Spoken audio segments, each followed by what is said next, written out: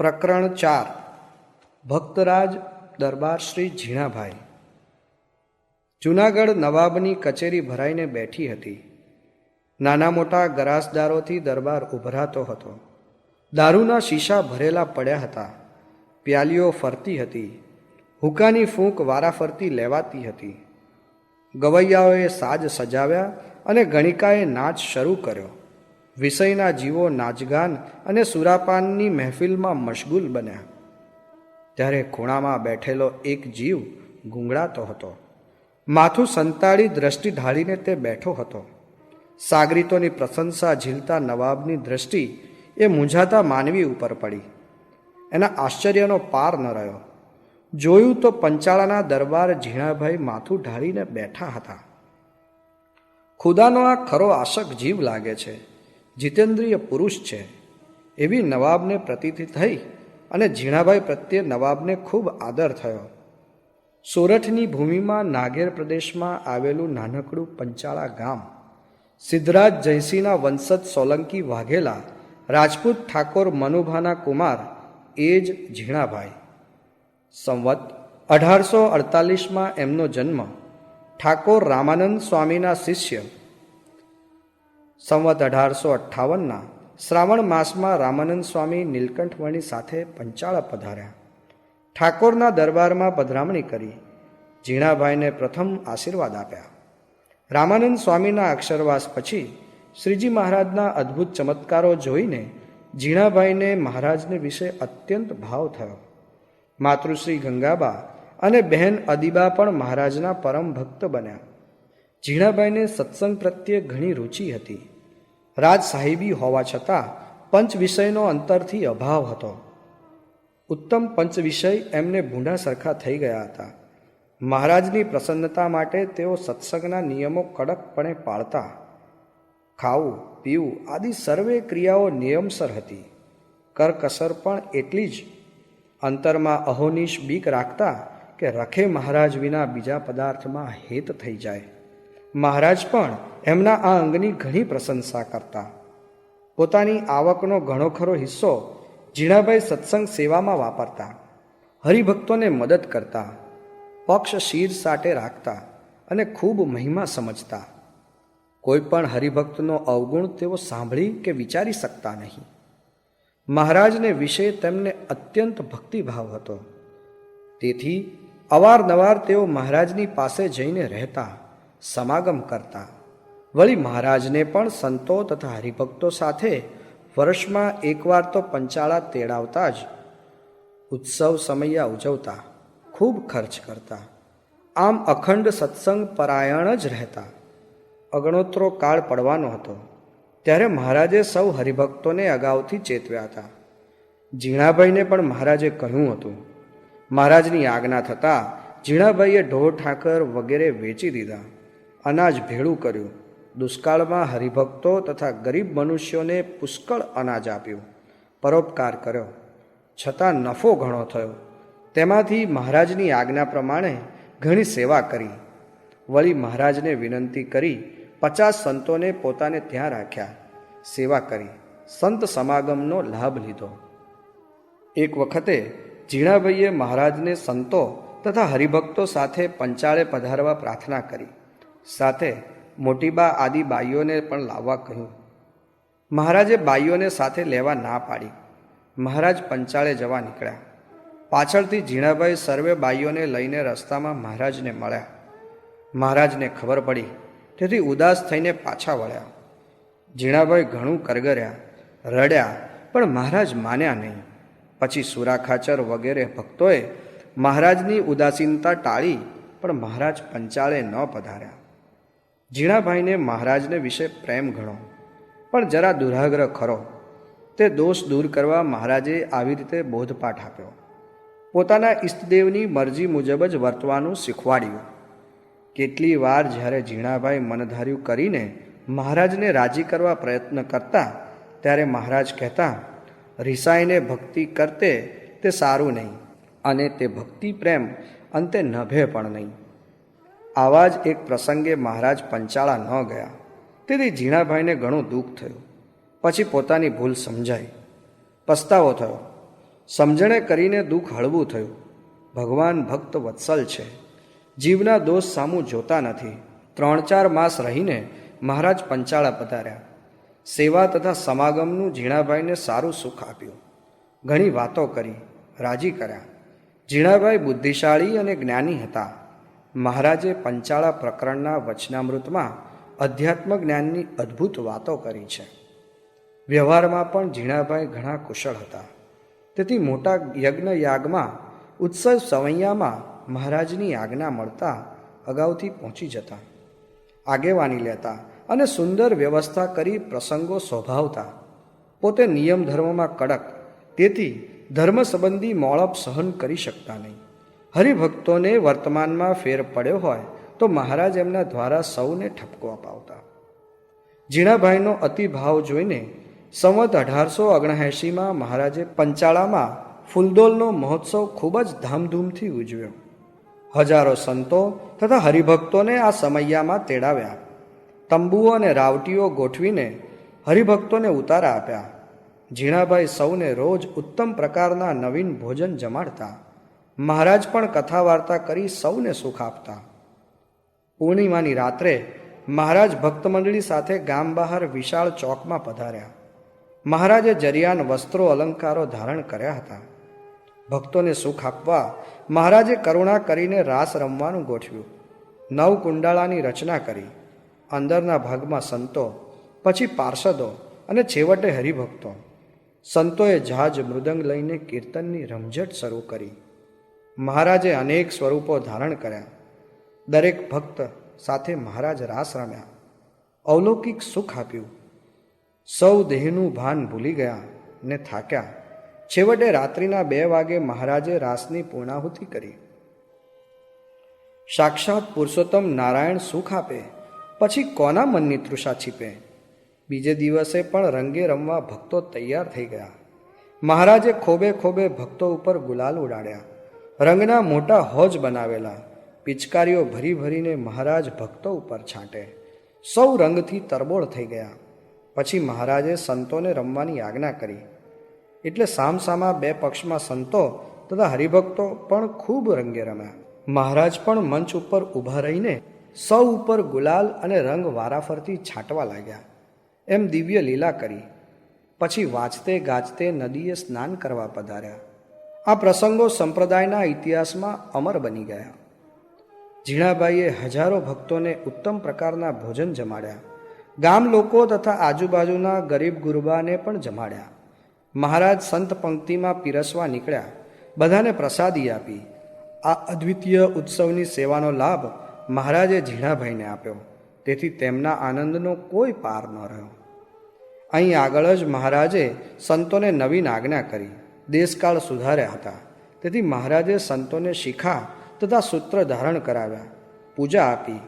પોતાના અનન્ય ભક્ત ગુણાતીતાનંદ સ્વામીના કપાળમાં ગોપીચંદનનું તિલક અને કંકુનો ચાંદલો કર્યો અને સર્વ સંતોને દેખાડીને કહ્યું, આ અમારા તિલક અને આ અમારા સાધુ. આના જેવા કોઈ સાધુ નથી અને હું જેવો કોઈ ભગવાન નથી. સંતોને એ પ્રમાણે દરરોજ પૂજા સમયે તિલક કરવાની આજ્ઞા કરી.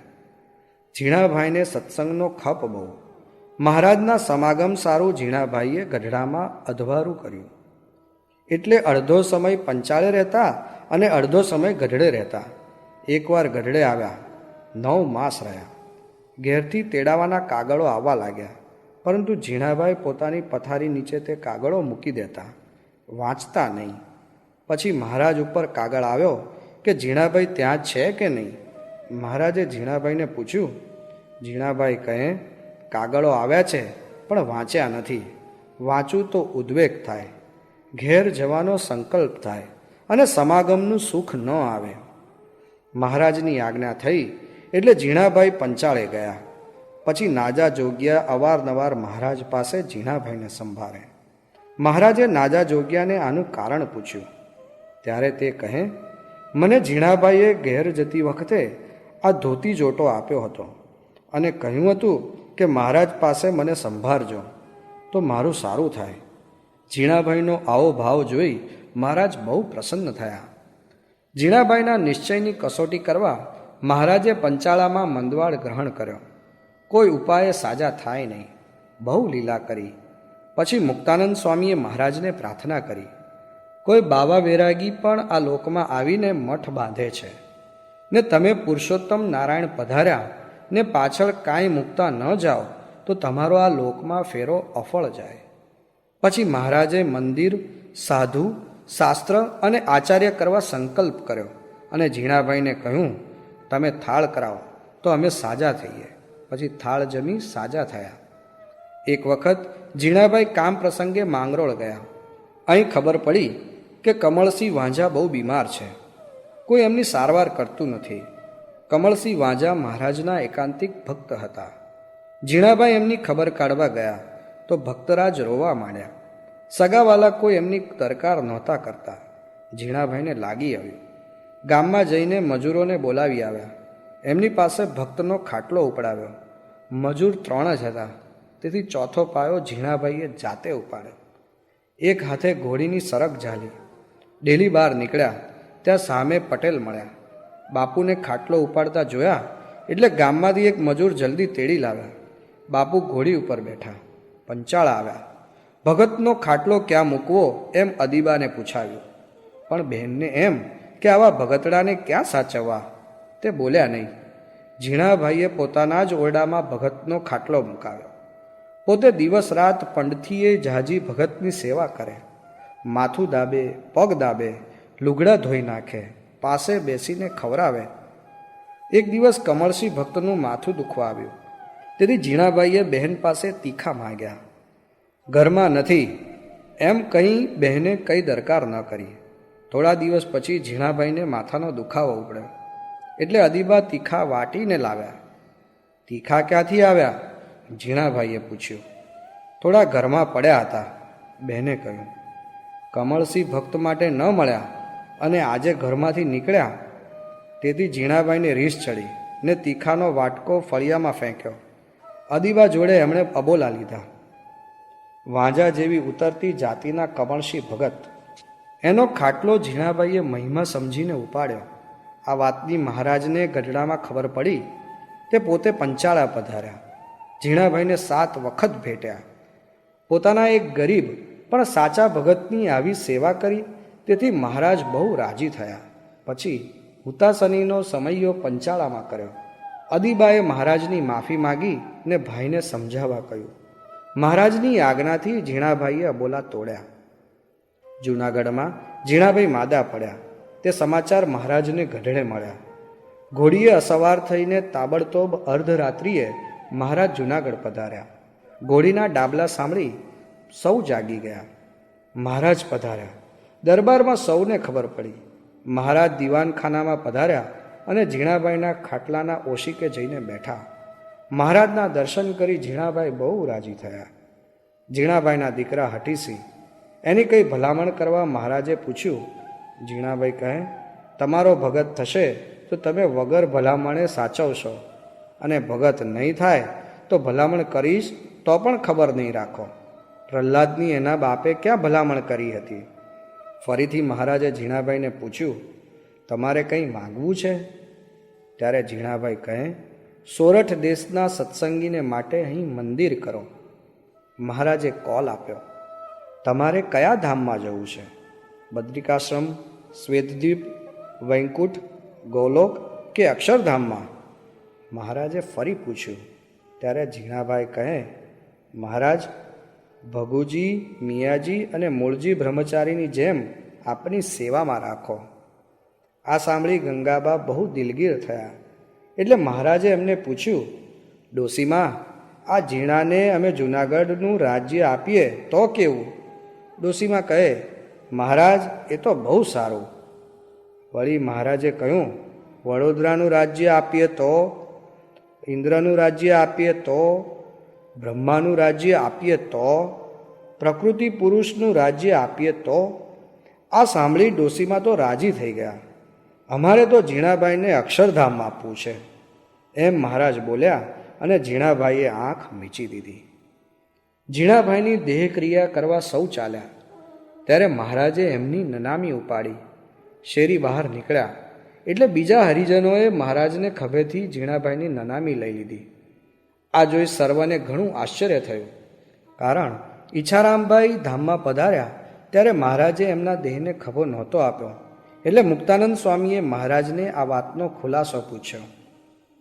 કમળસિંહ વાંઝાનો ખાટલો ઝીણાભાઈએ ખભે લીધો હતો, તેથી અમે ઝીણાભાઈને પણ ખભે લીધા અને કમળસિંહ ભક્તનો ખાટલો લઈને ઝીણાભાઈ જેટલા ડગલા ચાલ્યા હતા તેથી બમણા ડગલા ઝીણાભાઈની નનામી ઉપાડીને અમે ચાલ્યા. મહારાજે કહ્યું, ભગવાનની ભક્તની સેવા કરવામાં આવો રાજીપો મળે છે તે મહારાજે સમજાવ્યું. શ્રીજી મહારાજની ભક્ત મંડળીમાં ઝીણાભાઈ એક અગ્રગણ્ય ભક્તરાજ હતા. સર્વમંગળ સ્ત્રોતમાં મહારાજના 1000 નામ છે, તેમાં ઝીણાભાઈનું નામ પણ મહારાજ સાથે જોડવામાં આવ્યું છે. હજારો ભક્તો આ નામથી એમને સંભાળે છે, એ જ એમની અનન્ય ભક્તિનો પુરાવો છે.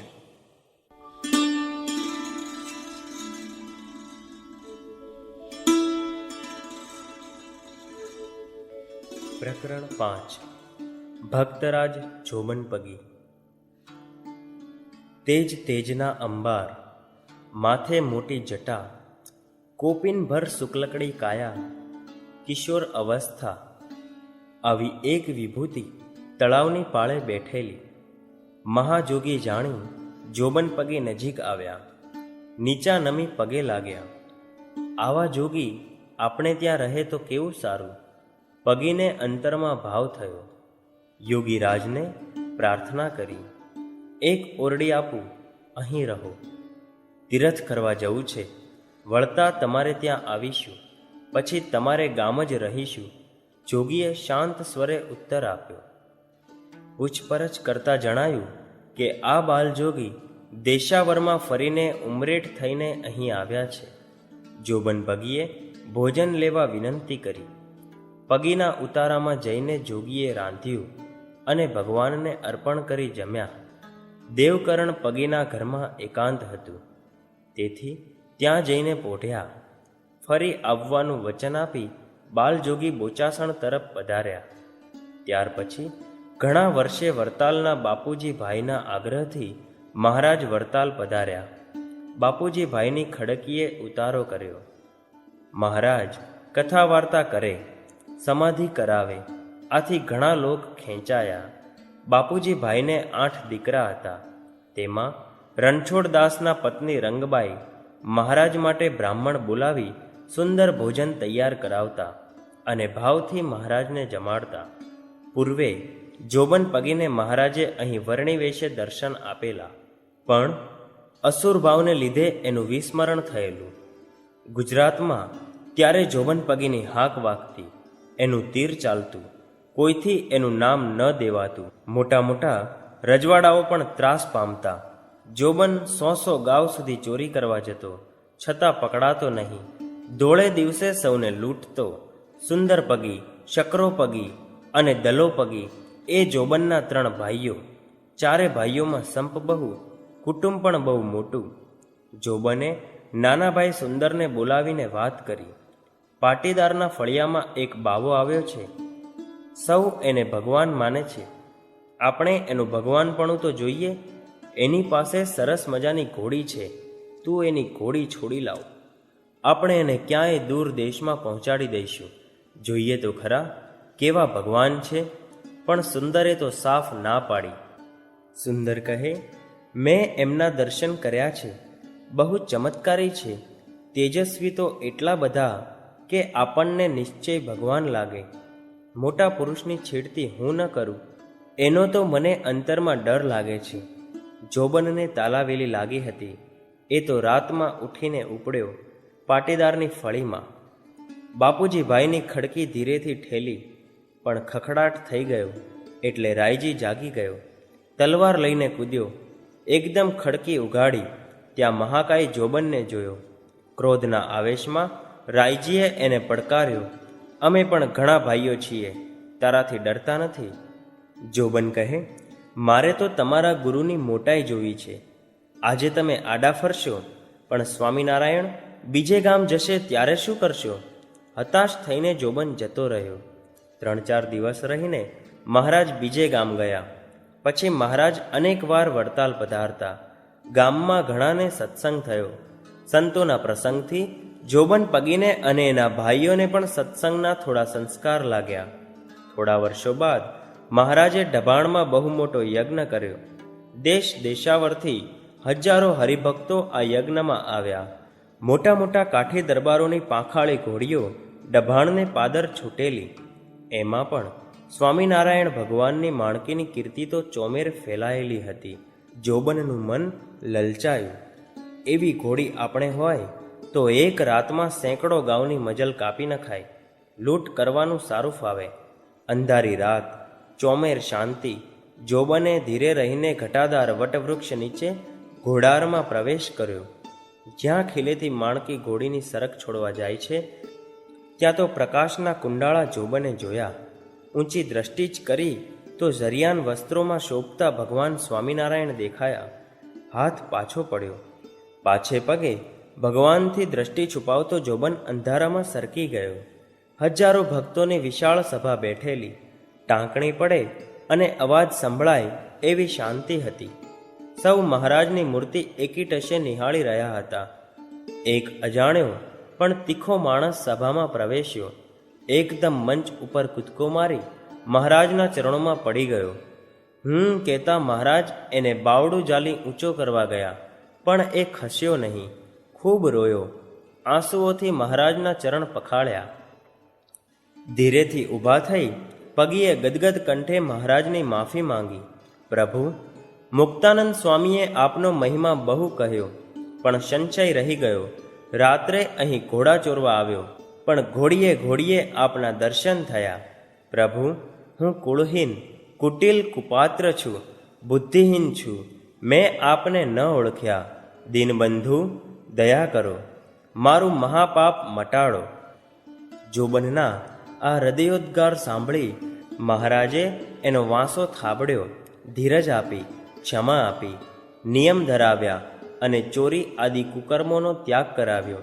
સંવંત 1866ના પોષ માસના શુક્લ પક્ષની આ વાત. ગુજરાતની ધરણીને ધ્રુજાવનારો જોબન આજે ભગત બન્યો. મહારાજ ગુજરાતમાં પધારતા ત્યારે જોબન અને તેના ભાઈઓ મહારાજના અંગરક્ષક બનીને સેવા કરતા, સાથે ફરતા. એક સમયે ધરમપુરથી પાછા ફરતા મહારાજ વડતાલ પધાર્યા. મહારાજે પગીને કહ્યું, તમે મારી રસ્તામાં બહુ સેવા કરી, હું રાજી થયો છું, માટે મારે તમને વરદાન આપવું છે. જોબને હાથ જોડીને મહારાજને કહ્યું, પ્રભુ, આપ કલ્પવૃક્ષ સમાન મળ્યા પછી અમારે શી ખામી હોય? માત્ર એક ઈચ્છા છે, આપ અહીં હોળીનો ઉત્સવ કરો, હજારો મનુષ્યોને તેડાવો અને અમને સેવાનો લાભ આપો. મહારાજે પગીને હાથો હાથ કોલ આપ્યો. ઉત્સવની તૈયારી કરવા આજ્ઞા આપી. ભક્તાધીન ભગવાન ભક્તોના મનોરથ પૂરા કરવા વડતાલ પધાર્યા. દેશો દેશથી હરિભક્તોને તેડાવ્યા. નિષ્કુળાનંદ સ્વામીએ 12 બારણાનો સુશોભિત હિંડોળો બનાવ્યો. 2 આંબા વચ્ચે ગોઠવ્યો. દિવ્ય આભૂષણો પહેરાવી મહારાજને હિંડોળામાં પધરાવ્યા. મુક્તાનંદ સ્વામીએ મહારાજને ઝુલાવ્યા. મહારાજે પણ જોબનના ભાવને વશ થઈ હિંડોળાને 12 દરવાજે 12 સ્વરૂપ ધારણ કર્યા. મહારાજે દિવ્ય દર્શન સૌને આપ્યા. બીજે દિવસે જ્ઞાનબાગમાં સંતો તથા હરિભક્તો ઉપર મહારાજે ખૂબ ગુલાલ ઉડાડ્યો. સૌ સાથે રંગે રમ્યા, તરબોળ થયા, ભક્તોને અનેરો લાભ આપ્યો. એક વખત મહારાજે વડતાલમાં ફૂલડોલનો ઉત્સવ કર્યો. મહારાજ પગીની મેળીએ ઉતર્યા હતા. રાત્રે મહારાજ પોઢી ગયા. જોબન પગી અને હમીર મહારાજની ચોકી કરતા હતા, પણ થોડી વારમાં બંને ઊંઘી ગયા. એટલામાં બુધેજના ખોડાભાઈ મહારાજની રજા લેવા આવ્યા. મહારાજે વિચાર કર્યો, વડતાલના પ્રેમી હરિભક્તો જલ્દી જવા નહીં દે, હમણાં જ જતો રહું. એટલે ખોડાભાઈની સાથે ગામમાં નીકળ્યા. ગાડું ખખડ્યું.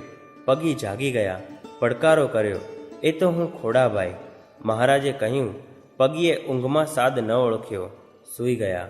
અંધારામાં મહારાજ જતા રહ્યા. સવારે હરિભક્તો દર્શને આવ્યા. પગી કહે, મહારાજ થાક્યા છે એટલે પોઢ્યા છે. થોડી વારે જોયું તો પલંગ ખાલી. મહારાજને ભાળ્યા નહીં એટલે સૌ ઉદાસ થઈ ગયા.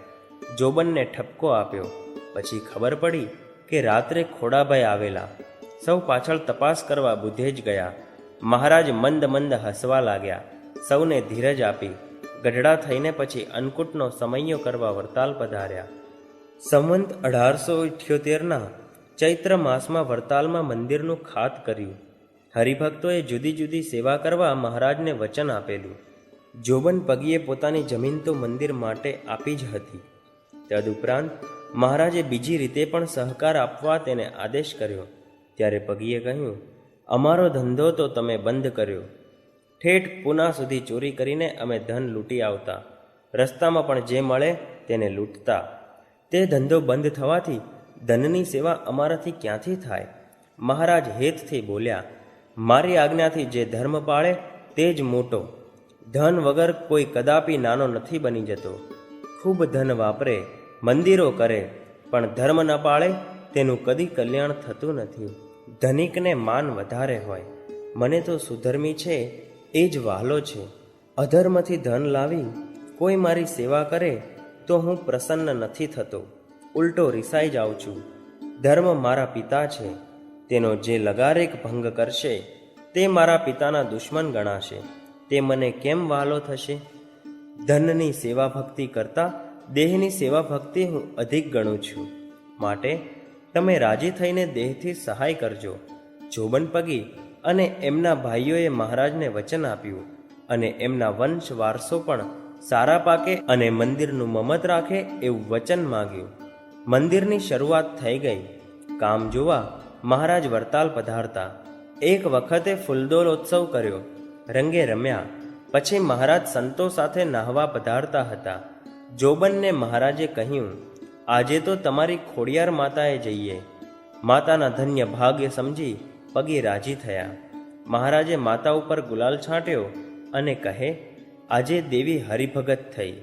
પછી અશ્વ ઉપર અસવાર થઈને પીપળાદે કુએ સ્નાન કર્યું. એકવાર જોબન પગીને કામ પ્રસંગે વસો જવાનું થયું. મેળીએ કશિયાભાઈ બેઠા હતા. એમણે જોબનને જોયો.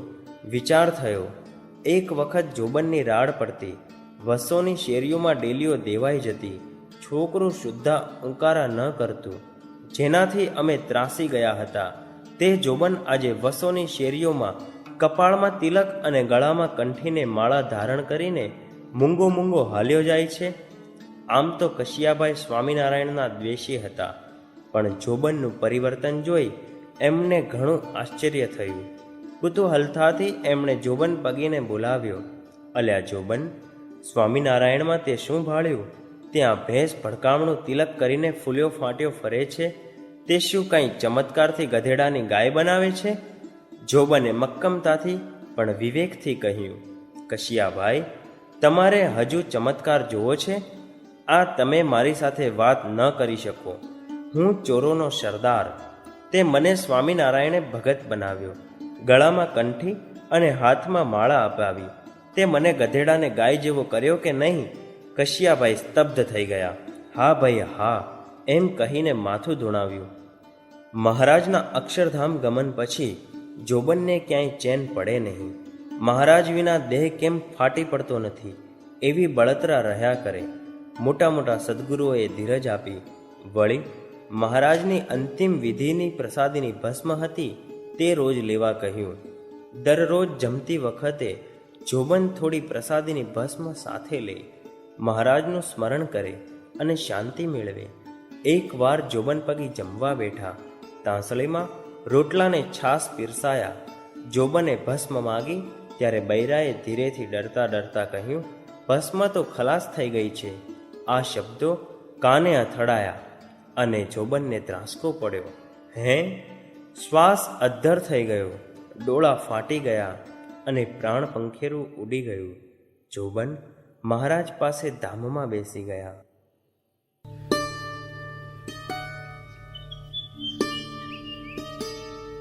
પ્રકરણ 6. ભક્તરાજ જીવુબા. કુળને કલંક લગાડનારી મોટી ભક્તાણી બની છે. દરબારમાં બાવાને સંતાડ્યો છે. ક્યાં છે બોલ? એમ કહેતાને ઉઘાડી તલવાર સાથે દરબાર એભલ ખાચરે ઓરડામાં પ્રવેશ કર્યો. ત્યારે ધ્યાનમગ્ન સ્થિતિમાં જીવુબા દૂધનો ભરેલો કટોરો હાથમાં રાખી ઠાકોરજીને ધરાવતા હતા. આ બધા ધતિંગ મૂકી દે ને તારો ભગવાન સાચો હોય તો હમણાં જ આવીને દૂધ પી જાય, નહીં તો આ તલવારથી તારા ટુકડે ટુકડા થઈ જશે. એભલ ખાચરે ફરી પડકાર કર્યો. એકાએક ઓરડો તેજથી ભરાઈ ગયો. મૂર્તિમાંથી ભગવાન ચતુર્ભુજ રૂપે પ્રગટ થયા. જીવુબાએ ધરેલું દૂધ આરોગવા લાગ્યા.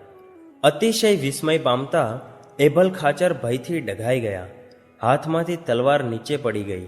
દેહનું ભાન આવતા એકદમ પ્રભુના ચરણોમાં પડી ગયા. પોતાની વહારે પધારેલા પ્રભુને પ્રત્યક્ષ નિહાળી જીવુબાના આનંદનો પાર ન રહ્યો. આંખમાં હર્ષાશ્રુ આવ્યા.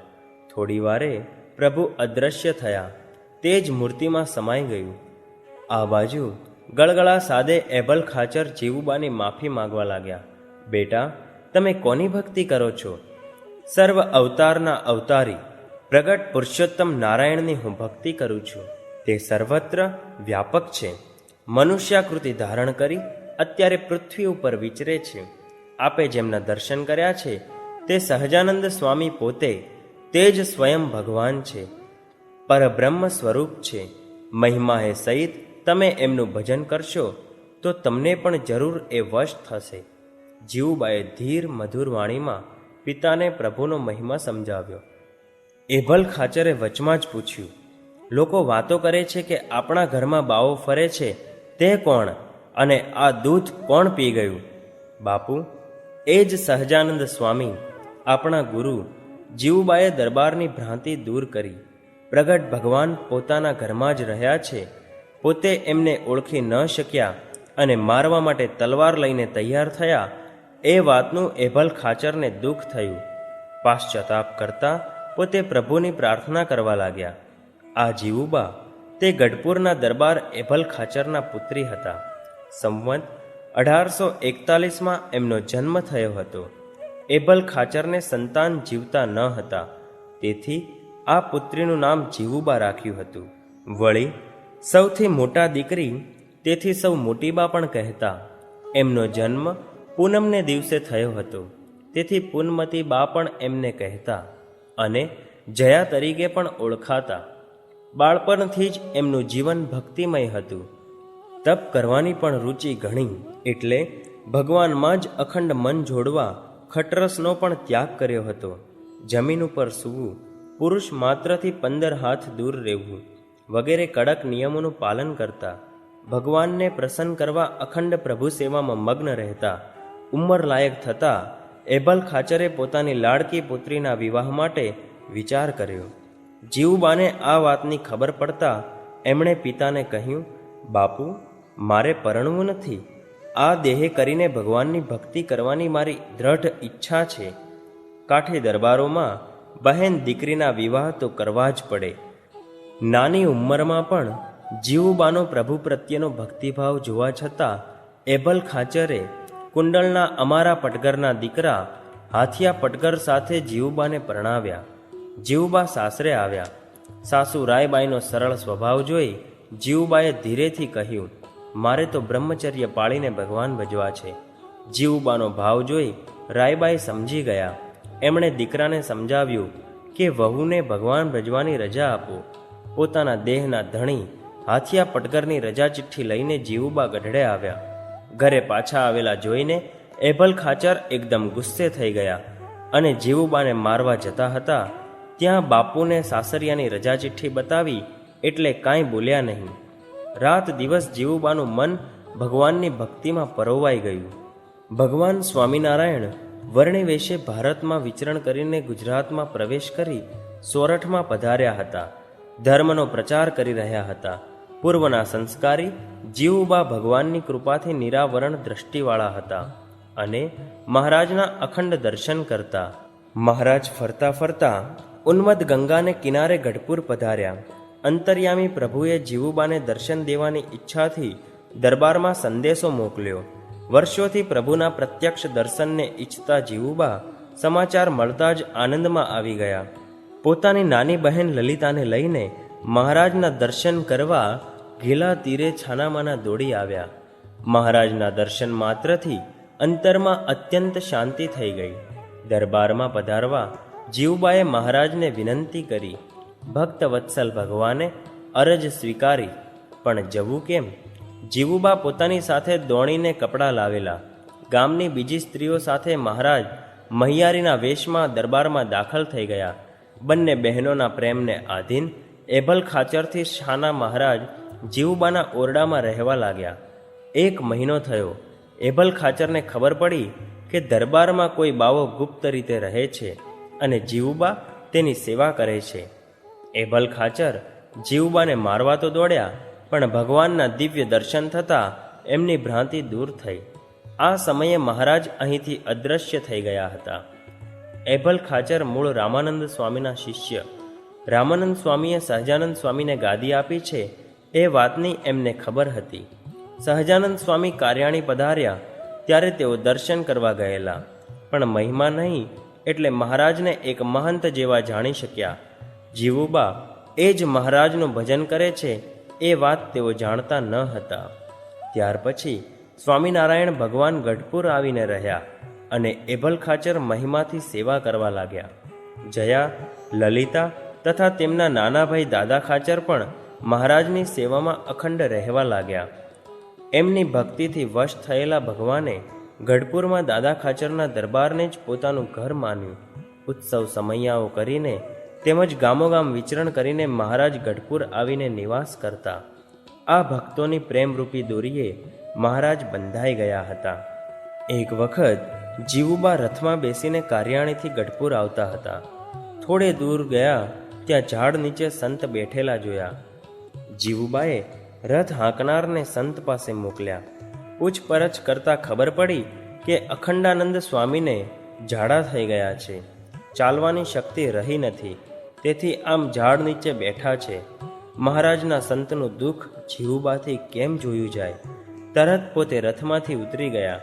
પોતાની રેશમી રજાઈ, વસ્ત્રો વગેરે ગોઠવીને સુંદર પથારી તૈયાર કરી. રથ ચલાવનારને આજ્ઞા કરી કે સ્વામીને રથમાં બેસાડીને ગઢડે પહોંચાડો, અમે ચાલતા આવીશું. સંત સુખરૂપે ગઢપુર પહોંચ્યા. આ બાજુ જીવુબા પોતાની દાસી સાથે આકરા તાપમાં ઉઘાડે પગે ચાલી નીકળ્યા. રાજાની કુંવરીને આવી રીતે ચાલવાની ટેવ તો હોય નહીં, તેથી પગમાં કાંટા વાગ્યા. કાકરા પણ બહુ ખૂંચ્યા, પણ મહારાજના સંતને અર્થે જીવુબાએ પોતાના દેહની પરવા કરી નહીં.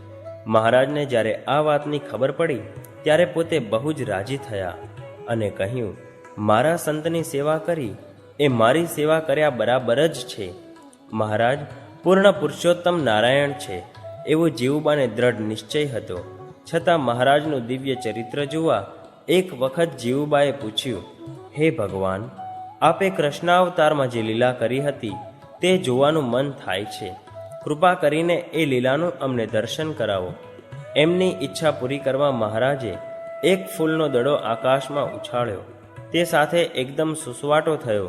બધાએ ઊંચે જોયું તો આકાશમાં બધા અવતારો અને દેવો વિમાન લઈને મહારાજના દર્શન કરવા આવ્યા હતા. આવી રીતે મહારાજે પોતાનું સર્વોપરીપણું સૌને બતાવ્યું. જીવુબાની રગે રગ ભક્તિથી ભરપૂર હતી. વળી મહારાજની કૃપા અને સમાગમથી જ્ઞાન પણ અંતરમાં ભર્યું હતું. એક વખત મહારાજે લાડુ બારોટને જીવુબા તથા લાડુબા ગૃહસ્થ ધર્મમાં રહે એવી શિખામણ આપવા મોકલ્યા. લાડુ બારોટે તેમને સ્ત્રી ધર્મ સમજાવી ગૃહસ્થાશ્રમની રીત બતાવી. પરણીને સાસરે જવું એવો ઉપદેશ આપ્યો. પછી જીવુબાએ એમને સાંખ્ય ધર્મ સમજાવી નર્કની કોથળીરૂપ દેહનું સ્વરૂપ છે તે ભાન કરાવ્યું. આથી લાડુ બારોટને એકદમ ઉલટી થવા જેવું થઈ ગયું. આવું હતું જીવુબાનું અનુભવ જ્ઞાન. સંવંત 1916માં જેઠ સુદ છઠને દિવસે મહારાજનું અખંડ સ્મરણ કરતા જીવુબા ધામમાં પધાર્યા. પ્રકરણ 7. સ્વામી નિર્ગુણદાસજી. રાત્રિની નીરવ શાંતિ સર્વત્ર પથરાયેલી હતી. મંદિરની પાછળ પ્રદક્ષિણામાં અવાજ સંભળાતો હતો. ઘડિયાળના 4ના ટકોરા થયા. પૂજારી મંગળા આરતી કરવા મંદિર ઉપર આવ્યા. જોયું તો સાધુ ગુણ સંપન્ન વિદ્વાન શાસ્ત્રી યજ્ઞપુરુષ દાસજી અને પીજના જેઠાભાઈ ગોષ્ઠી કરતા હતા. અરે, તમે તો કાલ બપોરના અહીં બેઠેલા, હજુ સુધી એમને એમ વાતો કરો છો? ખરા ઈશ્કી લાગો છો. ભગવાનના એ પૂજારીએ આશ્ચર્ય વ્યક્ત કર્યું. યજ્ઞપુરુષ દાસજીએ માત્ર સ્મિતથી જવાબ આપ્યો. સ્નાનાદિક ક્રિયા કરવા બંને નીચે ઉતર્યા. જેઠાભાઈ વડોદરા કલાભવનમાં અભ્યાસ કરવા આવ્યા હતા. અહીં ગોવિંદભાઈ માસ્તર, શિવશંકરભાઈ, ઉલ્લાસરામભાઈ વગેરે હરિભક્તો પાસે અક્ષર પુરુષોત્તમની નિષ્ઠાની ઘણી વાતો સાંભળી દરરોજ મંદિરે આવવા લાગ્યા. અહીં તેમને શાસ્ત્રી યજ્ઞપુરુષ દાસજીનો યોગ થયો. સત્પુરુષ તો મુમુક્ષુની ખોજમાં જ હોય. જેઠાભાઈ પણ પૂર્વના સંસ્કારી. યજ્ઞપુરુષ દાસજીમાં હેત થઈ ગયું. બેઠક ઉઠક વધી. એક દિવસ તો સવાર વાતો થઈ. યજ્ઞપુરુષ દાસજીએ તેમને અક્ષર અને પુરુષોત્તમના અનાદિ સ્વરૂપની નિષ્ઠા દ્રઢ કરાવી. ભગતજી મહારાજ એ યુગલ સ્વરૂપોનું પ્રત્યક્ષ સ્વરૂપ છે, મોક્ષનું દ્વાર છે તે સમજાવ્યું. વચનામૃતમાંથી આ સિદ્ધાંતો પુરવાર કરી બતાવ્યા. જ્ઞાન ચક્ષુ ખોલી દીધા. નડિયાદ પાસે પીજ ગામમાં આ જેઠાભાઈનો જન્મ સંવંત 1932ના જેઠ સુદ બીજને દિવસ થયો હતો. જ્ઞાતિએ પાટીદાર. બાલ્યકાળથી જ જગત તરફ ઉદાસીનતા જણાતી. મંદિરે જવું, સાધુઓનો સમાગમ કરવો એવી જ વૃત્તિ. ડભાણના સંતો શાસ્ત્રી યોગેશ્વરદાસ તથા જગતપાવન દાસનો એમને યોગ થયો. સત્સંગ પ્રત્યે આકર્ષણ વધ્યું. પછી મૂળજીભાઈના સમાગમથી ભગતજી મહારાજનો મહિમા સમજાયો. પીજના મંદિરમાં ભગતજીના દિવ્ય સ્વરૂપે દર્શન થયા. વડોદરા આવ્યા પછી સત્સંગનો વિશેષ રંગ લાગ્યો. સૌપ્રથમ જેઠાભાઈ સંવંત 1952ના કાર્તિક માસમાં વહાણમાં બેસી મહુવા ભગતજીના દર્શને ગયા. સાથે ભરૂચના મહાશંકરભાઈ દવેના પુત્ર ગણપતભાઈ હતા. દરિયામાં તોફાન થયું. ટંડેલ કહે, ઉગર્યાનો ઉપાય નથી.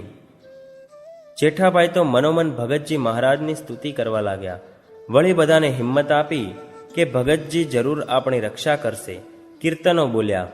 એકાએક તોફાન શાંત થયું. સૌ સહી સલામત મહુએ પહોંચ્યા. મંદિરમાં સાધુ બ્રહ્મચારી હોય ત્યાં ભગતજીને દંડવત કરે તે કોઈને ગમે નહીં. એટલે ભાગોળમાં જેઠાભાઈએ ભગતજીને સંભાળીને દંડવત કર્યા. એવી અગમચેતી વાપરી.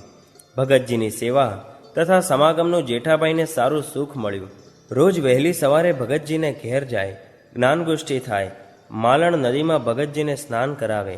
તેમજ મંદિરમાં પણ ભગતજીની કથાનો અખંડ લાભ મળે. ફરી પાછા જેઠાભાઈ પીજના સંઘ સાથે મહુવા આવ્યા. આ વખતે જેઠાભાઈને તાવ આવ્યો. મંદિરના મેળે તેમની પથારી હતી. ત્યાં ભગતજી મહારાજ તેમને દર્શન દેવા પધાર્યા. માથે હાથ ફેરવ્યો. પાસે બેસી કથા કરી. વળી જેઠાભાઈને ગમ્મતમાં કહે, જેઠા અને લાલ. લાલ એટલે આત્મા. આત્મારૂપ થઈને ભગવાનની ભક્તિ કરવી. આવા હેતના શબ્દોથી જેઠાભાઈને ઘણો આનંદ થયો. થોડા દિવસમાં જેઠાભાઈને તાવ ઉતરી ગયો, પણ અશક્તિ ઘણી હતી. તેમને વિચાર આવ્યો, ભગતજી ભેટે તો દર્દ ઓછું થઈ જાય. પથારીનો ત્યાગ કર્યો. એકલા ચાલતા ભગતજીને ઘેર આવ્યા. ભગતજી પોઢ્યા હતા. જેઠાભાઈને જોઈને એકદમ બેઠા થઈ ગયા. જેઠાભાઈનો સંકલ્પ જાણી ગયા. આજે સાજા કરવા છે, આવો મળીએ. એમ કહી ભગતજી જેઠાભાઈને ભેટ્યા. પોતાનો મનોરથ પૂરો થયો, તેથી જેઠાભાઈને અનહદ આનંદ થયો. ભગતજી મહારાજના આદેશથી સંવંત 1953માં જેઠાભાઈએ પાર્ષદની દીક્ષા લીધી. આચાર્ય શ્રી વિહારીલાલજી મહારાજ પાસે રહેવા લાગ્યા. અંગત સેવક તરીકે ટપાલ તથા અન્ય સાહિત્ય સેવા કરતા. કાર્યશક્તિ, વિવેક અને વૈરાગ્યથી તેઓ ટૂંક સમયમાં આચાર્ય મહારાજના પ્રીતિપાત્ર બન્યા. સંવંત 1953માં આચાર્ય મહારાજે એમને મુંબઈ મંદિરના કોઠારી નિમ્યા. ત્યાર પછી વડોદરા, જૂનાગઢ, ગઢડા વગેરે મંદિરોમાં પણ કોઠારી તરીકે કામ કર્યું. મહુવામાં જ્યારે ભગતજી મહારાજે માંદગી ગ્રહણ કરી ધામમાં જવાનો સંકલ્પ કર્યો, ત્યારે મુંબઈ જેઠા ભગતને કાગળ લખ્યો. ભગતજીના માંદગીના સમાચાર સાંભળી તરત જેઠા ભગત મહુએ પહોંચ્યા. ભગતજીએ તેમને પોતાની અંગત સેવાનો લાભ આપ્યો. ખૂબ સુખ આપ્યું. 23 દિવસ સેવા કરી જેઠા ભગતે ભગતજી મહારાજને પ્રસન્ન કર્યા. ભગતજીએ તેમને વર આપ્યો, તમારા ઉપર ભગવાન અને સાધુની દ્રષ્ટિ અખંડ રહેશે. ત્યારે યજ્ઞપુરુષ દાસજી રાજકોટમાં વિદ્યાભ્યાસ કરતા હતા. સ્વામી જાગા ભગત તે વખતે જૂનાગઢમાં હતા. એટલે યજ્ઞપુરુષ દાસજીની ઈચ્છાથી મુંબઈ મંદિરનું કોઠારીપણું છોડી જેઠા ભગત જૂનાગઢ આવ્યા. માસ સુધી જાગા ભગતનો સમાગમ કર્યો. સાથે કોઠારમાં પણ સેવા કરી. તેમજ સદગુરુ બાળમુકુંદાસજી, સદગુરુ ધર્મ સ્વરૂપ દાસજી, સદગુરુ નારાયણ દાસજી તથા સદગુરુ કૃષ્ણચરણ દાસજીનો પણ સમાગમ કર્યો. ભગતજી મહારાજ અને સ્વામી જાગા ભક્ત બંને સત્પુરુષોના આશીર્વાદ મેળવ્યા. ગુરુ કૃપાથી અક્ષર પુરુષોત્તમની નિષ્ઠા એમના જીવનમાં દ્રઢ થઈ ગઈ. સંપ્રદાયમાં શાસ્ત્રી યજ્ઞપુરુષ દાસજીની પ્રતિષ્ઠા વધતી જતી હતી. અન્ય ત્યાગીઓથી એ સહન ન થઈ શક્યું. નાની ઉંમરના આચાર્ય મહારાજને યુક્તિથી સમજાવ્યા. આચાર્ય મહારાજે યજ્ઞપુરુષ દાસજીનો અનાદર કર્યો. ત્યાગીઓનો રોષ વધતો જતો હતો. આથી ગુણાતીતાનંદ સ્વામીના કૃપાપાત્ર કૃષ્ણજી અદા અને બીજા પ્રતિષ્ઠિત હરિભક્તોના આગ્રહથી યજ્ઞપુરુષ દાસજી અને એમના હેતવાળા સંતો વરતાલમાંથી નીકળી ગયા. કોઠારી જેઠા ભગત પણ એમને છોડી શક્યા નહીં અને સાથે જ નીકળી ગયા. સંવંત 1962ની વસંત પંચમીના સમયમાં વઢવાણના આચાર્ય કુંજ વિહારી પ્રસાદ મહારાજે જેઠા ભગતને ત્યાગીની દીક્ષા આપી અને નિર્ગુણદાસ એવું નામ ધારણ કરાવ્યું. અક્ષર પુરુષોત્તમની સનાતન ઉપાસનાના પ્રવર્તનનો સુવર્ણયુગ શરૂ થયો. પ્રારંભ કાળમાં અનેક અસહ્ય વિઘ્નો આવ્યા. સ્વામીશ્રી જોડે નિર્ગુણદાસ સ્વામી પણ એમાં સહભાગી થયા. સંપ્રદાયમાં પ્રાપ્ત થયેલા ગૌરવભર્યા સ્થાન, સત્તા અને ઐશ્વર્યને એમણે ઠોકરે માર્યા હતા. શુદ્ધ નિષ્ઠાનો પ્રચાર કરી સ્વામીશ્રીને રાજી કરવા એમણે કમર કસી હતી. ભગતજી અને જાગા ભગતે એમને જ્ઞાનનું બખ્તર પહેરાવ્યું હતું. ચોમેરના વિરોધ, તિરસ્કાર અને ધમકીના વાતાવરણમાં પણ એમને આનંદ હતો. સ્વામીશ્રીની પ્રાપ્તિનો તેઓ ઘણીવાર કહેતા, મને ભગવા વસ્ત્ર પહેરવાનો ઉપદેશ આપવાની પણ કોઈ હિંમત ન કરે. પણ સ્વામીશ્રીએ કહ્યું, તમારી બુદ્ધિ, જ્ઞાન અને કાર્યશક્તિ ભગવામાં દીપશે, ધોળામાં નહીં દીપે. એટલા જ શબ્દોથી મને ચોટ લાગી અને મેં દીક્ષા લીધી. એમનો કડપ પણ જબરજસ્ત. તેઓ વડતાલમાં હતા ત્યાં સુધી કોઈ સાધુ, જાગા ભગત અથવા પ્રાગજી ભક્ત વિરુદ્ધ બોલી શકે નહીં. જા કે પ્રા એટલો શબ્દ પણ કોઈથી બોલાતો નહીં. એવો હતો નિર્ગુણ સ્વામીનો પ્રભાવ. તેઓ આજે નાનામાં નાના સેવક બન્યા હતા. મંદિરોના પાયા ખોદવા, જોડી માગવી, હરિભક્તોની નાના પ્રકારની સરભરા કરવી, એમનો પક્ષ રાખવો ઇત્યાદિક સેવાઓ મહિમાપૂર્વક ઉત્સાહથી તન તોડીને કરતા. ઉપાસનાના આ કાર્યમાં સ્વામીશ્રી માટે મરી ફીટવું એ જ એક તાન હતું. રે રંગ સહિત હરીને રટીએ રે, રે હાક વાગે પાછા નવ હટીએ. બ્રહ્માનંદ કહે ત્યાં મરી મટીએ રે, શિર સાટે નટવરને વરીએ. આ પદ તેઓ બહુ બોલતા. સાથે સાથે જ્ઞાન ચર્ચા અને જ્ઞાન પ્રચારની પણ બહુ ધગશ. સ્વામિનારાયણ એ જ અક્ષર પુરુષોત્તમ, એ જ આત્મા પરમાત્મા, એ જ બ્રહ્મ પરબ્રહ્મ. વર્તમાન કાળે સ્વામીશ્રીજીનું પ્રત્યક્ષ સ્વરૂપ એ સ્વામીશ્રી શાસ્ત્રીજી મહારાજ એવી સ્વરૂપ નિષ્ઠાની સચોટ વાતો કરે. વચનામૃત ગીતા ભાગવતને આધારે સૌને સમજાવવાનું અત્યંત તાન. નવા નવા મુમુક્ષુઓને પણ ખૂબ ધગશથી આ વાત સમજાવે. પત્રો લખીને પણ હંમેશા સૌને પોષણ આપે. પારાયણો, ઉત્સવો તથા જ્ઞાન સત્રોમાં પણ નિર્ગુણદાસ સ્વામી સ્વામીશ્રીની સાથે જ હોય. હરિભક્તોને અખંડ વાતો કરે. વચનામૃતના મુદ્દાની પકડ, સમજાવવાની શૈલી અદ્ભુત. સત્સંગ પ્રવૃત્તિ અંગેના નિર્ણય લેવાના હોય કે નાના મોટા વહીવટી કામો હોય, પણ સ્વામીશ્રી એમને સાથે રાખતા. સરકારી કામો તો ઘણું ખરું તેઓ જ સંભાળતા. કોઈ પણ મોટા અમલદારને મળતા એમને જરા પણ સંકોચ થતો નહીં. સમૈયા અને ઉત્સવોમાં પણ સુંદર વ્યવસ્થા કરતા અને નાના મોટા સૌ હરિભક્તોની સગવડો સાચવવા જાતે સેવા કરતા. સમૈયામાં રાત્રે ફાનસ લઈને ફરે. દરેક હરિભક્તને પાગરણ મળ્યું કે નહીં તે જુએ. કોઈની પાસે વધુ હોય તો તે લઈને બીજાને આપે. વળી મોડી રાત્રે પણ કોઈ હરિભક્ત આવે તો એમની વ્યવસ્થા કરે. હરિભક્તોના જીવનમાં ઓતપ્રોત થઈ જવું એ એમની વિશેષતા હતી. હરિભક્તનું દુઃખ જોઈને દ્રવી જતા. તે દુઃખ એમને પોતાનું જ લાગતું. હરિભક્તોનો મહિમા સમજી ખૂબ મમતાથી તેઓ એમના વ્યવહારિક દુઃખોમાં ભળતા. એમનાથી બનતી તમામ મદદ કરતા. હરિભક્તોને સર્વ પ્રકારે શાંતિ આપતા. ગુજરાત બહાર ખાનદેશમાં પણ સત્સંગ પ્રચારાર્થે તેઓ વર્ષો વર્ષ થતા. ગુજરાતથી અહીં આવીને વસેલા અહીંના હરિભક્તો પણ ઘણા પ્રેમી હતા. નિર્ગુણ સ્વામી એમને શાસ્ત્રીજી મહારાજનો અદ્ભુત મહિમા સમજાવતા સંવંત 1975માં એમણે અહીં વસંત પંચમીનો સમયો ગોઠવ્યો હતો. સ્વામીશ્રી તેમજ બીજા પણ ઘણા સંતો તથા હરિભક્તો પધાર્યા. ગામડાના ભલા ભોળા આ હરિભક્તો બહુ નિર્દોષ હતા. સ્વામીશ્રીને વિશે એમને અપાર દિવ્ય ભાવ. એમનો આવો ભાવ જોઈને સ્વામીશ્રીએ એમને અપાર સુખ આપ્યું. નિર્ગુણદાસ સ્વામીએ આ હરિભક્તોને સ્વામીમય કરી દીધા હતા. સ્વયં સમર્થ હોવા છતાં નિર્ગુણદાસ સ્વામી હંમેશા સર્વ હરિભક્તોને સ્વામીશ્રીમાં જ જોડતા. પોતે તો સદા એમના દાસ બનીને જ રહેતા. ખાનદેશમાં એક હરિભક્તને નિર્ગુણ સ્વામીએ પુત્ર પ્રાપ્તિ માટે માનતા આપી હતી. તે ભક્ત ફરીથી સ્વામીશ્રી પાસે માનતા લેવા આવ્યા. સ્વામીશ્રીએ અંતર્યામીપણે કહ્યું, નિર્ગુણ સ્વામીએ માનતા આપી છે ને, એની આપેલી માનતા ફળવાની જ. આ સમયે સ્વામીશ્રીએ ખાનદેશી હરિભક્તોને નિર્ગુણ સ્વામીનો અપાર મહિમા સમજાવ્યો.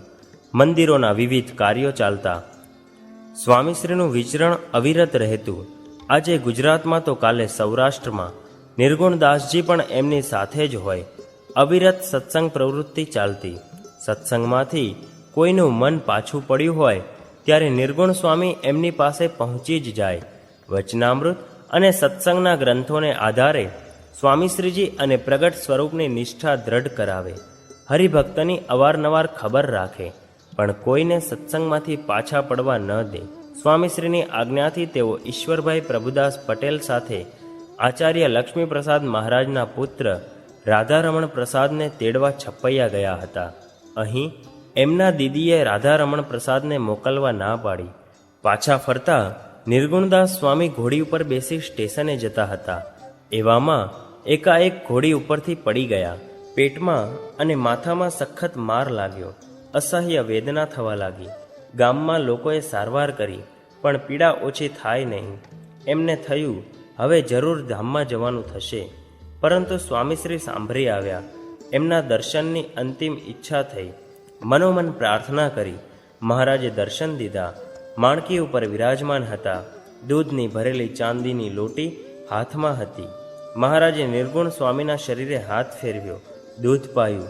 અમૃત ઔષધ સમાન દુગ્ધપાન. દર્શન અને સ્પર્શથી પીડા મટી ગઈ. બીજે દિવસે સવારે તો એકદમ સ્વસ્થ થઈ ગયા. કાશી જવા તૈયાર થઈ ગયા. કાશીથી ગુજરાતમાં પધાર્યા. નિર્ગુણ સ્વામીની વારંવાર પધરામણી અને પત્ર વ્યવહારથી મુંબઈમાં પણ સત્સંગીઓની વૃદ્ધિ થવા લાગી. ક્યારેક સ્વામીશ્રી પણ એમની સાથે હોય. મુંબઈમાં કોઠારી હતા ત્યારે મોતીલાલ ફોજદાર તથા રામજી કેશવજી વગેરે પ્રતિષ્ઠિત હરિભક્તોને એમણે સ્વામીશ્રી શાસ્ત્રીજી મહારાજનો અપરંપાર મહિમા સમજાવ્યો હતો. હરિભક્તોને પણ મદદ કરવાની લાગણીથી એમના પ્રત્યે નાના મોટા સૌને સહજ જ ભાવ થઈ જતો. એમનો સ્વભાવ જરા કડક ખરો. કોઈ કાર્ય અથવા વ્યવસ્થા બરાબર ન થઈ હોય તો જરા આકરા પણ થઈ જાય. કોઈને બે શબ્દો સંભળાવી પણ દે, પણ મનમાં એની આંટી નહીં, તરત ભૂલી જાય. એવી એમની સરળ પ્રકૃતિ હતી. પોતાની ભૂલ જણાય તો માફી પણ માંગી લેતા ખચકાતા નહીં. એકવાર સૌ હરિભક્તોએ સ્વામીશ્રીને પૂછ્યું, વર્તમાન કાળે મહારાજનો અને સ્વામીનો શેમાં રાજીપો છે? સ્વામીશ્રી કહે, અક્ષર પુરુષોત્તમના મંદિરો કરવા એમાં જ રાજીપો છે. અને આ કાર્યમાં તન મન ધનથી થોડી ઘણી પણ જે સેવા કરશે તેને મહારાજ શુદ્ધ બ્રહ્મરૂપ કરી અક્ષરધામમાં લઈ જશે.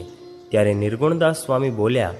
સાથે ભગતજી મહારાજ ને પ્રગટ વિચરતું સ્વરૂપ સ્વામીશ્રી શાસ્ત્રીજી મહારાજ એમનો મહિમા પ્રવર્તાવવો એમાં પણ રાજીપો છે. આ સાંભળી સૌ ઘણા રાજી થયા. નિર્ગુણ સ્વામીને રૂવાડે રૂવાડે પ્રગટનો મહિમા હતો તે સૌને સમજાયું.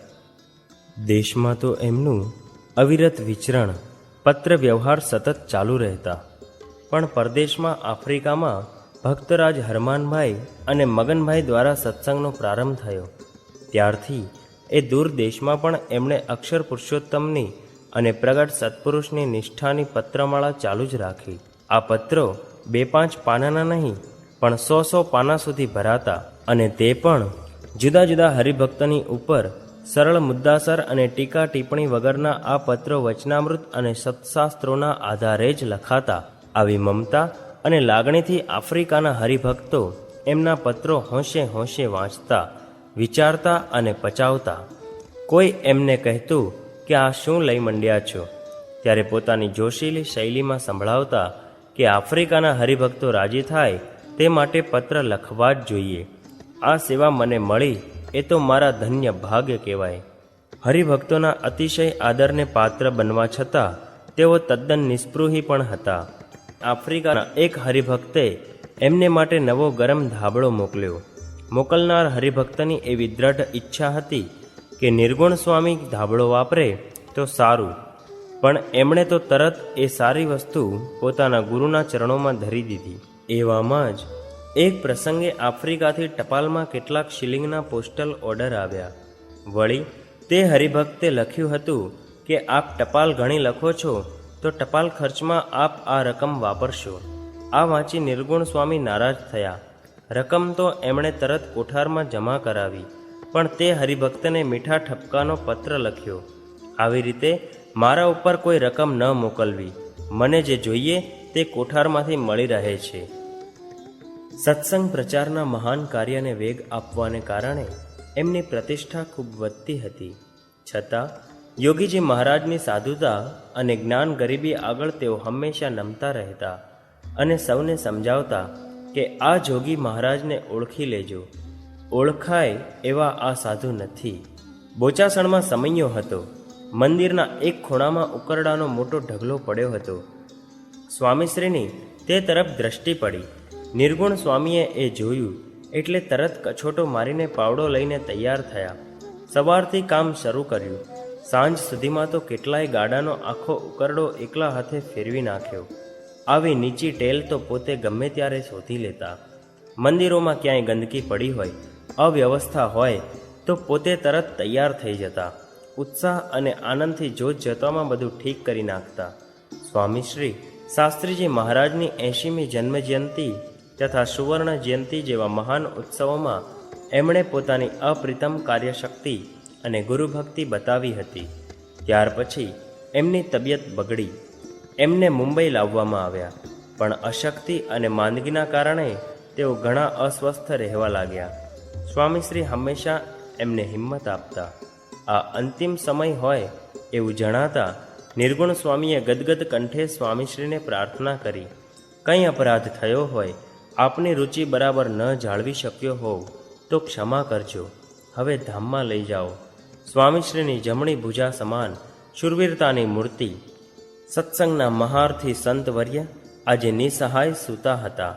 આ પ્રાર્થના સાંભળી સ્વામીશ્રી ગળગળા થઈ ગયા. હજુ આપણે ગઢડા મંદિરમાં આરતી ઉતારવાની છે, માટે હિંમત રાખો, મહારાજ સારું કરી દેશે, એવા હિંમતના વચનો કહી નિર્ગુણ સ્વામીને શરીરે સ્વામીશ્રીએ હાથ ફેરવ્યો. ત્યાર પછી વધુ તબિયત બગડતા મુંબઈથી થોડે દૂર પેણ ગામે સારવાર માટે જવાનું નક્કી કર્યું. સ્વામીશ્રીથી છૂટા પડવાની નિર્ગુણ સ્વામીની જરા પણ ઈચ્છા ન હતી. પોતે જાણતા હતા કે આ છેલ્લો સમય છે. સ્વામીશ્રીની આજ્ઞાથી જ તેઓ પેણ જવા તૈયાર થયા. પેણ જવાને દિવસે સ્વામીશ્રીએ નિર્ગુણ સ્વામીને માથે હાથ મૂક્યો, શરીરે હાથ ફેરવ્યો.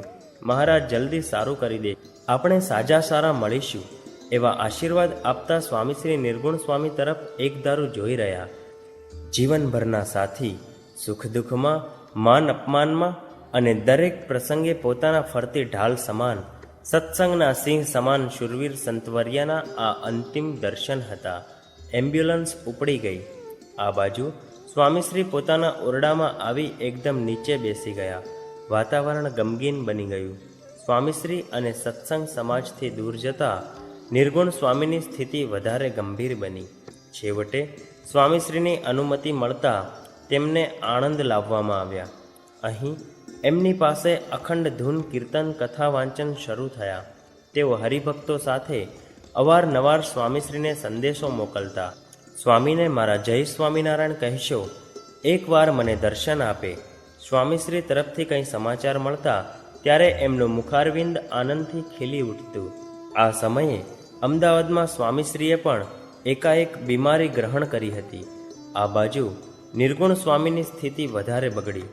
સ્વામી મહારાજ શાસ્ત્રીજી મહારાજ ભગતજી મહારાજનું અખંડ રટણ થવા લાગ્યું અને જેઠ સુદ 14ના દિવસે સવારે 10:45 વાગે સંવંત 2006 ઈસવીસન 1950 30મી મેના રોજ નિર્ગુણ સ્વામીએ સ્વતંત્ર થકા દેહનો ત્યાગ કર્યો. અક્ષરધામમાં મહારાજની સેવામાં બિરાજ્યા. દેશમાં અને આફ્રિકામાં મુમુક્ષુઓને ગળથૂથીમાંથી જ અક્ષર પુરુષોત્તમની નિષ્ઠાનું પાન કરાવનાર એ સમર્થ પુરુષ પ્રેમ અને પક્ષની મૂર્તિ હતા. દુખિયારાના સાથી અને ગરીબના બેલી હતા. ગુણાતીત જ્ઞાનબાગને વિકાસવામાં તેમનો ફાળો અતિ મોટો હતો. તે પુરુષે હજારો ભક્તોમાં અક્ષર પુરુષોત્તમને નિષ્ઠાના સંસ્કાર સિંચી આ લોકમાંથી વિદાય લીધી.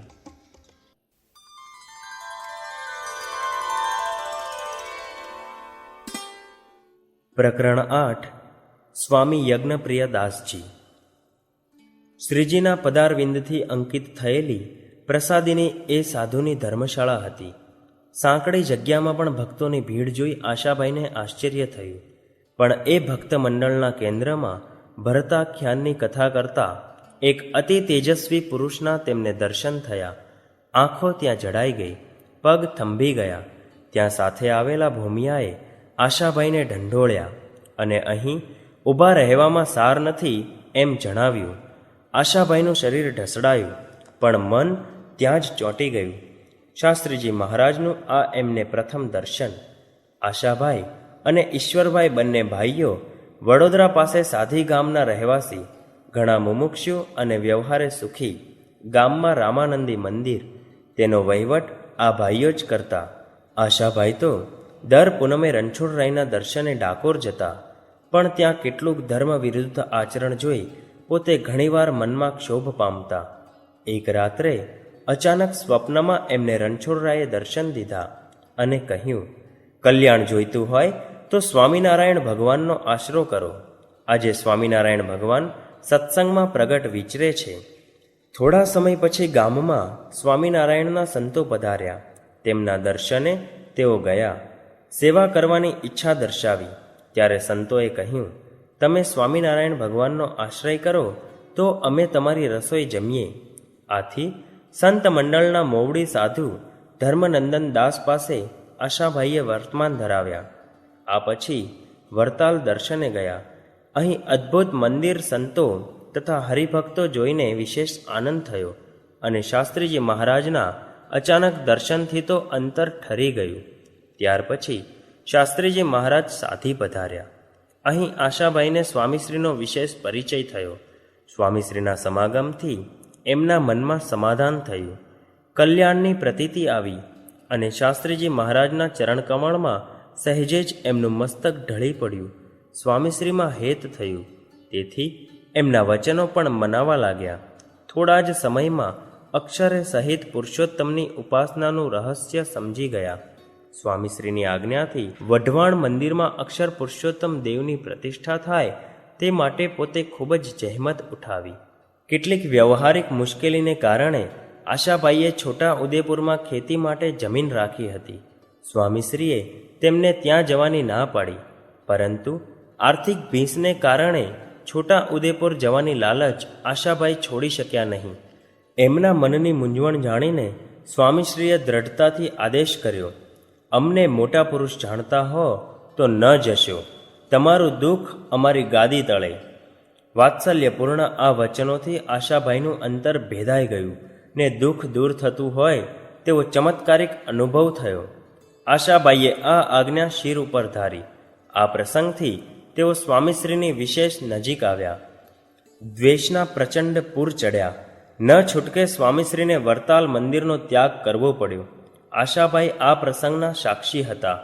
સંપ્રદાયના હજારો ત્યાગીઓમાં ધ્રુવ તારકની સમાન શોભતા સંતવર્યનો વનવાસ ભક્તોથી કેમ સહ્યો જાય? અને આશાભાઈ જેવા અનેક મુક્ત રાજોએ સવા પર્ણના સ્વાંગ સજીને ધન, ધામ અને પરિવાર સ્વામીશ્રીના ચરણોમાં હોડે મૂક્યા. ધીરે ધીરે સમૈયાઓ અને પારાયણોનું આયોજન શરૂ કર્યું. આ દરેક પ્રસંગે આશાભાઈ તથા ઈશ્વરભાઈ સ્વામીશ્રીના દર્શને જતા. વળી બોચાસણ તથા સારંગપુર મંદિરના કામો ચાલતા. તેમાં પણ તન, મન અને ધનથી તેઓ સેવા કરતા. સ્વામીશ્રીને એકાએક પૈસાની જરૂર પડે ત્યારે આ બંને ભાઈઓ તરફ નજર કરતા અને તેઓ સ્વામીશ્રીના વચનાનુસાર ગમે ત્યાંથી રકમ હાજર કરતા. સાધીમાં જૂના સંપ્રદાયના હરિભક્તો વધારે, તેથી શાસ્ત્રીજી મહારાજ સાધી ખાસ પધારતા નહીં અને આ ભક્તો સ્વામીશ્રીની અંગત સેવાના લાભથી વંચિત રહી જતા. આ સેવાના લોભે જ એમણે સાધી ગામ છોડવાનો નિશ્ચય કર્યો. બીજે જમીન રાખવા બાબત સ્વામીશ્રીને પૂછ્યું. સ્વામીશ્રીએ તરત સંમતિ આપી અને વડોદરા નજીક આજવા રોડ ઉપર જમીન લેવા જણાવ્યું. બોચાસણના સમયમાં આ વાત થઈ. પછી સ્વામીશ્રી જાતે જ ડમણિયું લઈને એમની સાથે ત્યાં ગયા. પોતાને જમીન અંગે ઘણો રસ, વળી ભક્તો પ્રત્યેની અપાર લાગણી. સ્વામીશ્રીની આજ્ઞાથી જેસંગપુરામાં આશાભાઈએ જમીન લીધી. ત્યાર પછી સ્વામીશ્રીની પ્રેરણાથી રઢુ નજીક જમીન રાખી. સ્વામીશ્રીએ આ જમીનમાંથી થોડા વીઘા જમીન જુદા જુદા હરિભક્તો પાસે વેચાતી લેવરાવી. આશાભાઈએ આ રીતે મળેલી નફાની રકમ સારંગપુર મંદિરની સેવામાં લીધી. પરસ્પર આત્મીયતા વધે તે હેતુથી સહકારી ભાવનાથી ખેતી કરવા સ્વામીશ્રીએ હરિભક્તોને શીખવ્યું. એક વખત આશાભાઈએ સયાજીપુરામાં પોતાની જમીન ઉપર હરિભક્તોને બોલાવીને સૌને પોંખ જમાડવાનો સંકલ્પ કર્યો. પરંતુ સ્વામીશ્રીએ તો મોટા ઉત્સવ ગોઠવવા કહ્યું અને ગામોગામ હરિભક્તોને આમંત્રણ મોકલ્યું. સમય ઘણો ટૂંકો હતો, છતાં ઈશ્વરભાઈએ કેટલાક મિત્રોની ઓળખાણથી વડોદરાના ફરાસખાનામાંથી મોટા શમિયાળા, તંબુઓ, ચંદરવા, શેંત્રજીઓ, રસોઈના વાસણો વગેરે નાની મોટી તમામ જરૂરી ચીજો મેળવી 40 ગાડાઓ ભાડે કરી સયાજીપુરા પહોંચાડી. સ્વામીશ્રીની આજ્ઞાથી 5 જૂના ઘર હતા તે રાતોરાત તોડીને ત્યાં શમિયાણા ગોઠવ્યા. ગુજરાતના મોટા મોટા પાટીદારો અને વડોદરાના અમલદારો તેમજ હજારો હરિભક્તો આ સમયમાં આવ્યા. આ પ્રસંગે સ્વામીશ્રીએ ભાગવત અને સત્સંગી જીવનમાંથી ભક્તિ જ્ઞાનના અદ્ભુત પ્રસંગો વાંચ્યા. નિર્ગુણદાસ સ્વામી, મહાપુરુદાસ સ્વામી, વિજ્ઞાનદાસ સ્વામીએ પણ પ્રસંગોચિત સંતના મહિમાની વાતો કરી. સવાર સાંજ હરિભક્તોને જમવા માટે પાટલા, જર્મન સિલ્વરના તાટ, રંગોળીઓ અને અગરબત્તીની શોભાથી સુંદર વ્યવસ્થા કરી હતી. રોજે રોજ નવા નવા પકવાનો સાથે વિવિધ ભોજન પીરસાતા. આશાભાઈ અને ઈશ્વરભાઈએ સંતો ભક્તોના સ્વાગતમાં પોતાની સર્વ સમૃદ્ધિ અર્પણ કરી દીધી હતી. પૂર્ણિમાને દિવસે પૂર્ણાહુતિમાં સ્વામીશ્રી અને સંતોનું પૂજન કર્યું. આરતી ઉતારી અને ભેટ ધરી ધોતિયા ઓઢાડ્યા. સંતો તથા હરિભક્તોએ આશાભાઈની અલૌકિક નિષ્ઠા અને ભાવનું દર્શન કર્યું. તેના ગુણાનુગાન કરતા સૌ વિખરાયા. ત્યારબાદ કોયલીમાં પણ આ 2 ભક્તોની પ્રેરણાથી અદ્ભુત સમયો યોજાયો અને સ્વામીશ્રી શાસ્ત્રીજી મહારાજનું હાથી ઉપર અંબાડીમાં પધરાવી સામૈયું કર્યું. વળી રઢુમાં પણ 1 માસનું પારાયણ યોજી સર્વ સત્સંગ સમાજને તેમણે તેડાવ્યો હતો. સાચા ભક્તોની ભગવાન હંમેશા કસોટી કરે છે. આશાભાઈ અને ઈશ્વરભાઈ પણ ખેતીમાં ઘણી મહેનત કરતા. પાક પણ સારો થતો, પણ કોઈને કોઈ દેવી આપત્તિ આવી પડતીને નુકસાન થતું, દેવું વધતું જતું. છતાં એમણે સ્વામીશ્રી પાસે કોઈ વખત પ્રાર્થના કરી નહીં. બીજા ભક્તો તથા નિર્ગુણદાસ સ્વામી સ્વામીશ્રીને ઘણીવાર વિનવતા ત્યારે સ્વામીશ્રી માત્ર હસતા. સારંગપુર મંદિરની મૂર્તિ પ્રતિષ્ઠાનો પ્રસંગ નજીક આવતો હતો.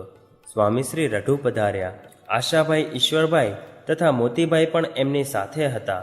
રઢુથી 1 ગાંવ ઉપર પુરુષોત્તમપુરામાં આશાભાઈની જમીન અને રહેઠાણ, વર્ષનો તમામ પાક, કપાસ, ચણા, ઘઉં વગેરે અનેક મકાનમાં સંગ્રહ કરેલું. અકસ્માતથી કપાસમાં સળગતી દિવાસળી પડી ને આગ ચંપાઈ. જોત જોતામાં તો આગે વ્યાપક સ્વરૂપ લીધું ને તમામ માલ મિલકત અગ્નિની જ્વાળા ભરખી ગઈ. જીવ બચાવી સૌ પહેરેલે કપડે ઘરમાંથી બહાર નીકળી શક્યા. રઢુમાં આ સમાચાર પહોંચ્યા. શાસ્ત્રીજી મહારાજ અને સંતો દિલગીર થયા. આશાભાઈને સમાચાર આપ્યા. સ્વામીશ્રીની કૃપાથી ને જ્ઞાન દ્રષ્ટિથી તેમને બહુ શોક તો ન થયો. પછી આજ્ઞા મળવાથી પુરુષોત્તમપુરા ગયા. બધું જ ભસ્મીભૂત થઈ ગયું હતું. બીજા કોઈનું કાળજૂત તૂટી જાય. પોતાની કસોટી કરવા ભગવાનનું જ આ કર્તવ્ય છે એમ તેમણે ધારી લીધું. રઢુથી ખીચડી મંગાવી ત્યારે સૌ જમ્યા. બીજે દિવસે શાસ્ત્રીજી મહારાજ પધાર્યા. નુકસાન જોઈને ઘણા જ દુઃખી થયા. બંને ભાઈઓને સાંત્વન આપ્યું. હજુ પરીક્ષા બાકી રહી હોય એમ સ્વામીશ્રીએ કહ્યું, આ તો આપણા જ કાર્યમાં વિઘ્ન આવ્યું. આપણે સારંગપુર મંદિરની મૂર્તિ માટે જયપુર જવા પૈસા લેવા આવ્યા અને આ ઉપાધિ આવી. બીજાને તો આ પરિસ્થિતિમાં આ માંગણીથી અભાવ આવી જાય, પણ આશાભાઈને તો શાસ્ત્રીજી મહારાજમાં અખંડ દિવ્ય બુદ્ધિ હતી. આપતકાળમાં પણ આજ્ઞાનું પાલન કરી છૂટવાની તેમને તમન્ના હતી. તેઓ આ તક કેમ જતી કરે? શરાફને ત્યાંથી જરૂરી રકમ લઈ આવવા તેમણે મોતીભાઈને જણાવ્યું. રકમ આવતા આશાભાઈએ સ્વામીશ્રીને ચરણે ધરી. સ્વામીશ્રી તો એમના તરફ આશ્ચર્યથી જોઈ જ રહ્યા. બહુ રાજી થયા, ભક્તોને ભેટ્યા અને કહે, આ વિષમ પરિસ્થિતિમાં આ સેવા કોઈથી ન બને.